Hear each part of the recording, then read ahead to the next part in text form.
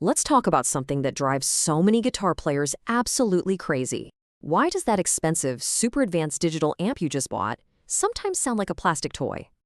You know the feeling, right? You've watched all the demos, you've dropped the cash, and when you finally get it home and plug in, instead of that massive, roaring tone you were promised, you get this thin, brittle sound that just feels wrong. It's super frustrating, but I promise you it is absolutely fixable. The secret is just learning to think a little less like a digital manual and a little more like an old school amp. So let's dive right into the biggest culprit, the number one complaint that makes people give up on their modelers and go running back to heavy tube amps. We're talking about that nasty thing called digital fizz. What is it really? Well, it's that horrible high-end harshness. It sounds kind of like a swarm of angry bees just layered on top of your guitar tone.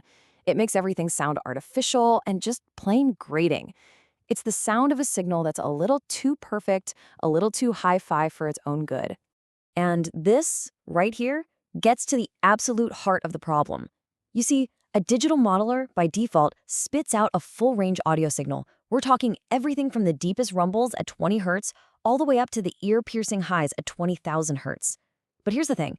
A real guitar speaker, it physically can't do that. It doesn't even try. And that limitation is actually its greatest strength because it naturally creates a focused, warmer tone. I mean, just think about a Celestion Vintage 30, maybe the most famous guitar speaker of all time. It basically acts like a built-in filter. All that fizzy, annoying top end that you hate from your modeler, well, that's just audio information that a real speaker would have thrown in the trash anyway.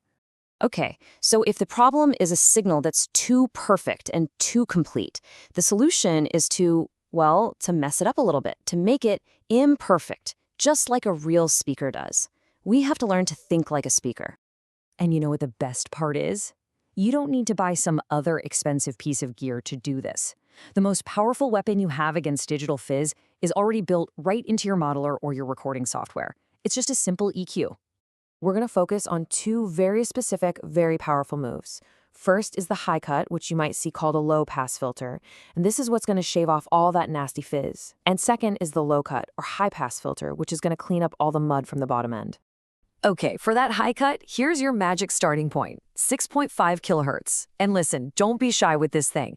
Be aggressive. You want to pull that filter down until all that harshness just vanishes, but not so far that you lose the air and the attack of your pick hitting the strings. It's a bit of a balancing act, but 6.5K is the perfect place to start experimenting.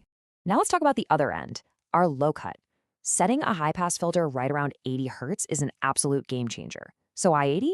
Well, the lowest note on a standard tuned guitar, that low E string, vibrates at about 82 hertz. Pretty much everything below that is just subsonic mud. It's useless noise that just gets in the way of the bass player and the kick drum. Making this one simple cut will tighten up your entire sound instantly. All right, so we've sculpted the frequencies. The fizz is gone, the mud is gone. But what about the feel? If your guitar still feels kind of flat and lifeless when you plug in, there's another crucial and very often overlooked piece of the puzzle. Let's talk about impedance. I know, impedance sounds like a super technical, kind of boring word, but stick with me here because this is a huge deal for your tone. All it really means is the electrical relationship between your guitar's pickups and whatever you're plugging them into. If you get it wrong, you choke the life out of your tone before it even gets to the amp model. Here is the absolute best way to think about it. Imagine your guitar signal is water flowing through a regular garden hose. Now, a standard line input on an audio interface, that's built to handle the massive pressure of a fire hydrant. So what happens when you plug the little garden hose into the giant fire hydrant input?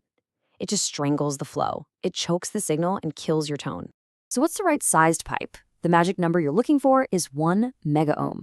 That's the standard input impedance on pretty much every guitar amp ever made, and it's what your passive pickups are designed to see. Now, most modern modelers and interfaces have a little button or a setting that says instrument or high Z. That's the button. You need to make sure that is turned on. And when you get this right, oh man, the difference is just night and day. It's literally like taking a heavy blanket off of your speaker cabinet. All of a sudden your volume comes back, that high-end sparkle is there again, and the guitar just feels alive and responsive under your fingers. It's probably the most important button on your entire interface. Okay, we have fixed the fizz and we've restored the feel. Now for the final and maybe the most fun piece of the analog puzzle, recreating that dynamic, breathing, spongy response of a real 2 power amp. Let's talk about sag. It's one of those beautiful little imperfections of old technology. When you really dig in and hit a big power cord on a crank tube amp, the power supply inside literally can't keep up for a split second. It struggles to deliver enough voltage. And this causes this really cool natural compression, a kind of squash or a spongy feel right on the attack of the notes. And that so-called flaw is exactly what makes those old amps feel so incredible to play. It makes them feel interactive and musical. The amp is breathing and reacting with you. A lot of digital amps are just too perfect, too tight, and too fast by default. But we can dial that vintage character right back in. Now, a related setting you'll often see is for the Power Amp bias. Just think of this as another way to fine-tune that Power Amp feel. If you set it hotter, you'll get a warmer, softer sound that breaks up into distortion more easily. If you set it colder, you get a tighter, punchier tone with a lot more clean headroom. It's just another layer of control. So where should you start? A really great rule of thumb is to try dialing in about 15% on your modeler's sag, or bias, or whatever they call their Power Amp dynamics control.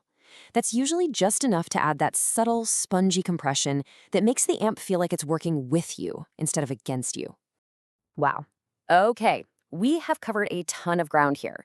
We've talked frequency sculpting, impedance matching, power amp dynamics, so let's pull it all together into one simple, actionable blueprint you can use right away. And here it is. This is your cheat sheet for taking any digital rig and making it sound and feel amazing. Start with a high cut right around 6.5K to kill that fizz. Add a low cut at 80 Hertz to get rid of the mud. Double check that your input impedance is set to 1 mega ohm or high Z. And finally, add a little touch of sag, around 15%, to get that classic tube compression. This right here is your foundation for a truly great digital tone. You know, at the end of the day, this isn't really about just memorizing numbers and plugging them in. It's about understanding the principles, understanding why that classic analog gear sounded and felt the way it did, and then using those ideas to unlock the true potential of the incredible digital tools we have today. And that leaves us with a pretty fascinating question to think about, doesn't it? When our digital gear gets so good that it can perfectly recreate all the beloved flaws of the old analog stuff, the frequency limits, the sag, the sponginess, at that point, which sound is actually the more authentic one? Something to chew on.